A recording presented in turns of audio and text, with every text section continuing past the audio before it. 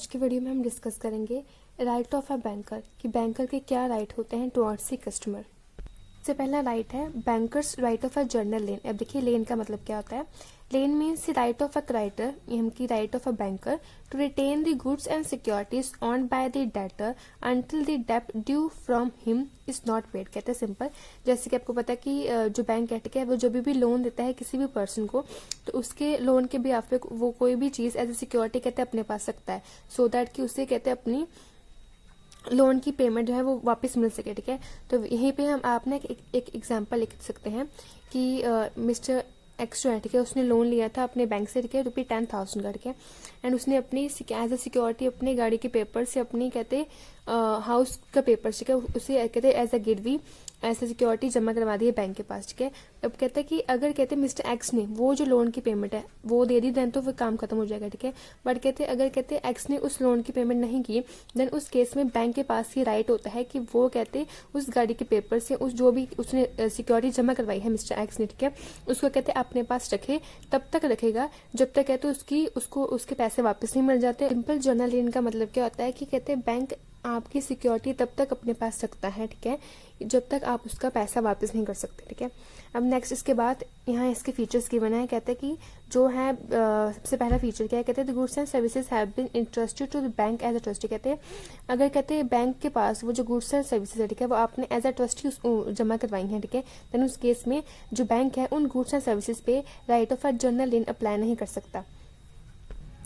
उसके बाद सेकंड है, कहते हैं कि if the goods and services are entrusted for some specific purpose. ठीक है, कि अगर आपने कहते गुड्स एंड सर्विसेज किसी स्पेसिफिक पर्पस के लिए जमा करवाई हैं देन कहते हैं उस केस में जो बैंक है उसके ऊपर कहते कोई भी जर्नल लेन का रूल अप्लाई नहीं कर सकता। ठीक है, उसके बाद नेक्स्ट बोला है, कहते हैं कि banks lien is an implied pledge. Simple इसका मतलब क्या होता है, कहते हैं कि बैंक के पास ये वाला अधिकार तो होता है कि जब तक आपने पेमेंट नहीं की मेरे लोन की, ठीक है, तब तक आपका जितना भी सामान है जो भी सिक्योरिटी है जो आपने जमा करवाई है कहते वो मैं अपने पास रखूंगा। ठीक है, बट बैंक के पास ये राइट या ये अधिकार नहीं होता है कि वो कहते हैं आपकी सिक्योरिटीज को सेल करे। ठीक है, बट कहते हैं यहाँ पे उसका एक्सेप्शन का केस गिवन है आपको। सिंपल कहते हैं वैसे बैंक के पास राइट तो नहीं होता कि वो आपकी सिक्योरिटीज को सेल कर सके बिना आपसे पूछे, बट यहाँ बोला है, कहते हैं कि अगर आपने एक स्पेसिफाइड लिमिट, ठीक है, जो आप बैंक आपको देता है, ठीक है, उसके उस टाइम में, ठीक है, आपने वो पेमेंट भी नहीं की, ठीक है, आपने कोई मैसेज भी नहीं दिया कि मैं लोन अब दूंगा कब दूंगा, ठीक है, ये वाली चीजें कुछ भी नहीं बताई, देन उस केस में क्या कर सकता है बैंक जो भी सिक्योरिटीज है, ठीक है, जो एज अ लेन उसने अपने पास रखी हुई थी उसको कहते हैं सेल कर सकता है। उसके बाद नेक्स्ट है थर्ड पॉइंट, इसमें क्या कहते हैं कि वैसे जो है राइट ऑफ जर्नल लेन कहते हैं उसके लिए हमें कोई भी एक सेपरेट एग्रीमेंट की कोई बनाने की आपको कोई लोड नहीं होती, बट कहते हैं इसके अलावा जब भी आप लोन देते हो, ठीक है, अपने कस्टमर को, तब आपने कहते हैं banker take an letter of a lien. कहते हैं तब आप कस्टमर से एक लेटर ऑफ अ लेन लेते हैं कि हाँ भाई इन केस अगर आपने मेरा ये वाला पैसा, ठीक है, नहीं वापस किया देन आपकी जो भी सिक्योरिटी है, ठीक है, वो जब्त हो जाएगी। ठीक है, एंड तब तक जब्त होगी जब तक आप मेरा पैसा नहीं देंगे, तो आपके लिए लेटर ऑफ लेन कहते हैं वो इंपॉर्टेंट होती है। उसके बाद नेक्स्ट है the right of a lien can be exercised on goods और other securities standing in the same nature of a borrower only but not jointly with others. अब देखिए इसका मतलब क्या होता है। देखिए जैसे कि दो पर्सन थे, ठीक है, एक था ए और एक था बी। ठीक है, कहते हैं कि ये दोनों ने कहते हैं अपने जॉइंटली एक अकाउंट ओपन करवाया हुआ था। ठीक है, इनका एक जॉइंट अकाउंट था अपने बैंक में। ठीक है, तो कहते जो है ना मिस्टर ए ने कहते लोन ले लिया अपने बैंक से। ठीक है, देन कहते उस केस में कहते आपको मिस्टर ए से अलग से सिक्योरिटी की डिमांड करनी होगी। ठीक है, ये नहीं कि जो पहले से इनका अकाउंट बना हुआ है आप उन दोनों के अकाउंट को एज ए सिक्योरिटी अपने पास रख सकें। ठीक है, ये कहते कोई भी अगर किसी अकेले व्यक्ति ने, ठीक है, आपसे लोन लिया है देन आप उसकी अकेले के ही सिक्योरिटीज को प्लेज कर सकते हैं या लेन कर सकते हैं। ठीक है, आप कहते हैं ज्वाइंटली कोई भी अकाउंट को लेन नहीं कर सकते। उसके बाद नेक्स्ट है the bankers can excise his right of a lane on the securities remaining in the possession of after loan. कहते हैं कि लोन देने के बाद, ठीक है, जितना पोसेशन आपके पास होता है आप सिर्फ उसी पे ही कहते हैं right of a lien apply कर सकते हो। ये नहीं कि आपने उसके बाद लोन देने के बाद, ठीक है, आप उनसे एक्स्ट्रा कहते जो सिक्योरिटीज है उनकी डिमांड करिए, ऐसा नहीं होता। ठीक है, उसके बाद नेक्स्ट है कहते हैं cases where the banker can not exercise his right of a lien. कहते हैं जहाँ पे right of a lien exercise नहीं कर सकता। फर्स्ट केस क्या होता है सेफ कस्टडी। ठीक है, जैसे कि अगर मैंने कोई भी ऐसी सिक्योरिटी है, ठीक है, वो ऐसे सेफ कस्टडी जमा करवाई है अपने बैंक के पास, देन उस केस में बैंक उस पर कोई किसी भी तरह का राइट ऑफ लेन अप्लाई नहीं कर सकता। Fund and security specifically appropriate कहते हैं कोई भी फंड जो मैंने स्पेसिफाई कहते हैं अप्रोप्रिएट किए गए, जैसे कि मैंने पहले बताया कि ये वाला फंड स्पेसिफिक इस पर्पस के लिए, ठीक है, देन आप कहते हैं आप उसको राइट ऑफ अ लेन में अप्लाई नहीं कर सकते। उसके बाद नेक्स्ट है the banker can not excise right of a lane in respect of a property coming into his hand by mistake. कहते हैं सपोज अगर कहते हैं बाय मिस्टेक, ठीक है, आपके पास किसी भी प्रॉपर्टी का राइट या प्रॉपर्टी आपके पास बैंक के हाथ आ जाती है, ठीक है, देन आप उस केस में कहते हैं उसके ऊपर कहते हैं आप right of a lien apply नहीं कर सकते। और which is placed in his hand to cover an advance that is not granted. कहते आप कहते ऐसा ऐसे भी नहीं कर सकते कि जैसे कि आपने एडवांस कि आपने लोन दिया ही नहीं एंड आप उसके पहले ही कहते उसकी सिक्योरिटीज को जब्त करने। उसके बाद नेक्स्ट है no lien arise until the due date. इसका मतलब क्या होता है, कहते हैं कि एक डेफिनेट पीरियड के बाद ही कहते हैं आप राइट ऑफ लेन अप्लाई कर सकते हैं। ये नहीं जैसे कि सपोज आपने, ठीक है, लोन लिया था जैसे 1 जनवरी में, ठीक है, एंड उसकी लिमिट थी कहते 31 दिसंबर, ठीक है, तो 31 दिसंबर तक आप बैंक को कहते वेट करना होगा। ये नहीं कि 31 दिसंबर से पहले ही आपके जो भी सिक्योरिटीज है उनको जब्त कर ले, ऐसा नहीं होता, ठीक है। उसके बाद नेक्स्ट है कहते हैं अगर बैंक एज ए ट्रस्ट ही काम कर रही है, बैंक में आपने as a trust account open करवाया है, ठीक है, देन उस अकाउंट में कहते हैं वो कोई भी सिक्योरिटीज है आपकी, ठीक है, जो जमा है, कहते उस पर आप कोई भी राइट ऑफ लेन अप्लाई नहीं हो सकता। उसके बाद नेक्स्ट है no lien arise over property on which the customer has no title. कहते हैं वो प्रॉपर्टीज पे राइट ऑफ लेन अप्लाई नहीं हो सकता जिसमें कहते हैं कस्टमर का कोई टाइटल ही नहीं है, ठीक है। ये नहीं कि आप कस्टमर की बीवी की या कस्टमर के रिलेटिव की, ठीक है, सिक्योरिटीज या कोई भी प्रॉपर्टी उठा के ले आए, नहीं, कस्टमर का जिसके ऊपर राइट है, ठीक है, जिसका वो मालिक है, आप उसी पे ही कहते हैं राइट ऑफ लेन अप्लाई कर सकते हैं। उसके बाद सेकंड राइट है bankers try to set off और यू कैन से कंबाइनिंग और मर्जिंग अकाउंट, ठीक है। अब देखिए इसका मतलब क्या होता है, जैसे कि एक कस्टमर है, ठीक है, एक कस्टमर है मिस्टर ए, ठीक है, उसके पास 2 अकाउंट है, ठीक है, एक ही बैंक में उसने 2 अकाउंट ओपन किए हैं।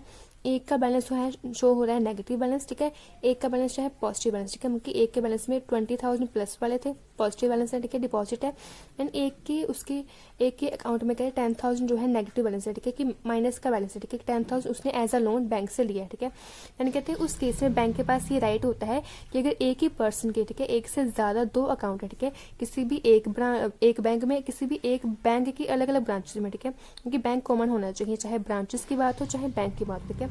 अगर एक से ज्यादा 2 अकाउंट है देन उस केस में बैंक के पास ये ऑप्शन होता है कि वो उस व्यक्ति के 2 अकाउंट के मर्ज कर सकता है, ठीक है, कंबाइन कर सकता है।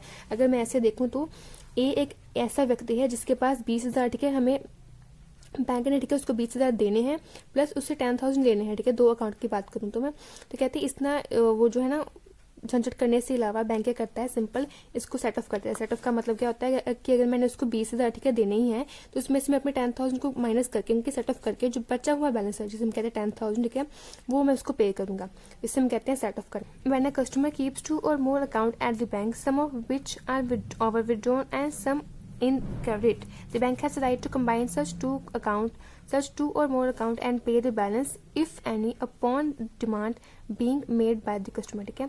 सिंपल अगेन इसका मतलब वही जो मैंने आपको पहले बताया कि अगर एक व्यक्ति के, ठीक है, 2 से ज्यादा अकाउंट है, ठीक है, एक का अकाउंट नेगेटिव बैलेंस शो कर रहा है और एक का जो बैलेंस है वो कहते हैं शो कर रहा है पॉजिटिव, देन उस केस में कहते हैं आप उन दोनों का सेट ऑफ कर दीजिए, ठीक है, एंड जो आपका नेट बैलेंस होता है, ठीक है, उसे आप कहते हैं डिमांड कर सकते हैं या आप उसे पे कर सकते हैं, ठीक है।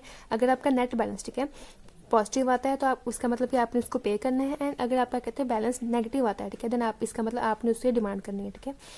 उसके बाद क्या है, कहते हैं कि आपके जो ये राइट ऑफ है ना सेट ऑफ, कहते हैं इसके कुछ फीचर्स आपको गिवन है। कहते हैं the right of set of can be exercise only in absence of agreement, ठीक है। कहते हैं अगर आपके कोई भी एग्रीमेंट नहीं गिवन, एग्रीमेंट का यहाँ मतलब क्या होता है, कहते हैं कि जैसे आप कोई कस्टमर है, ठीक है, उसने आपको पहले ही स्पेसिफाई किया गया है कि मेरे 2 अकाउंट है, ठीक है, दोनों का आपने मर्ज नहीं करना, एक अकाउंट अलग है एक अलग है, ठीक है, देन उस केस में कहते हैं आप दोनों अकाउंट को मर्ज नहीं कर सकते। उसके बाद सेकंड है, कहते हैं अगर आपने दोनों अकाउंट को मर्ज भी करना है देन आपको उससे पहले एक नोटिस, ठीक है, देना होगा कस्टमर को, ठीक है, सो दैट कि वो उसके अलावा कि अगर उसे ठीक लगता है तो वो क्या अपनी हामी भर सकता है, एंड अगर उसे गलत लगता है देन उसे कहते हैं वो रिजेक्शन भी कर सकता है। उसके बाद नेक्स्ट है for exercising the right the banker can treat all the branches. कहते हैं अगर आपने किसी भी एक अकाउंट को दो अकाउंट को कंबाइन करना है देन उस केस में कहते हैं अगर उसने कहते हैं वो 2 अकाउंट जो अलग अलग ब्रांच है, ठीक है, बट बैंक की अलग अलग ब्रांचेस में है, ठीक है, देन उस केस में आप अलग अलग ब्रांचेस को कहते हैं कंबाइन भी कर सकते हैं। उसके बाद नेक्स्ट है कहते किसी भी एक व्यक्ति का, ठीक है, पर्सनल अकाउंट और उसी ही व्यक्ति का कहते हैं जॉइंट अकाउंट का कभी भी कहते हैं मर्ज नहीं कर सकते, ठीक है। आपने दोनों ही सिंगल अकाउंट को ही मर्ज करना है, ठीक है। एक सिंगल अकाउंट और एक जॉइंट अकाउंट हो, ऐसे आप मर्ज नहीं कर सकते। उसके बाद नेक्स्ट है कहते हैं when the banker obtain letter for credit, obtain a letter from the customer agreeing for the set off, ठीक है। कभी कभी क्या होता है जैसे कि बैंक या तो खुद अप्लाई कर सकता है ये वाला राइट, ठीक है। यहाँ कहते हैं आपका कस्टमर खुद कहता है कि मुझे अपने जो दो अकाउंट है, ठीक है, दोनों को कहते हैं मर्ज करके एक सिंगल अकाउंट ओपन करना, ठीक है।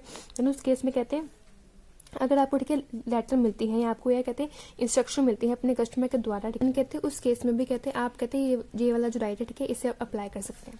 उसके बाद नेक्स्ट है automatic right to set off arise in the following cases, कहते हैं ये जो राइट ऑफ सेट ऑफ है कहते हैं ऑटोमेटिक ही अराइज हो जाता है इन सभी केसेस में। सबसे पहला केस है डेथ और इंसॉल्वेंसी, ठीक है। अगर आपकी किसी डेथ हो जाती है किसी कस्टमर की, या इंसॉल्वेंस हो जाता है, ठीक है, तो उस केस में जितने हम जो अलग अलग अकाउंट है, ठीक है, उन सभी अकाउंट को हम मर्ज करेंगे, ठीक है। जो नेट बैलेंस होगा, ठीक है, उसकी हम पेमेंट करेंगे। उसके बाद नेक्स्ट है winding up of a company on the receipt of a garnish order, ठीक है। या कस्टमर के द्वारा आपको कहते हैं गार्निश ऑर्डर मिल जाता है, या कहते हैं on the receive of a notice of assignment of a customer, ठीक है। अगेन कस्टमर से आपको नोटिस मिल जाता है, ठीक है, on the receiving of notice of second mortgage over the second charge, ठीक है।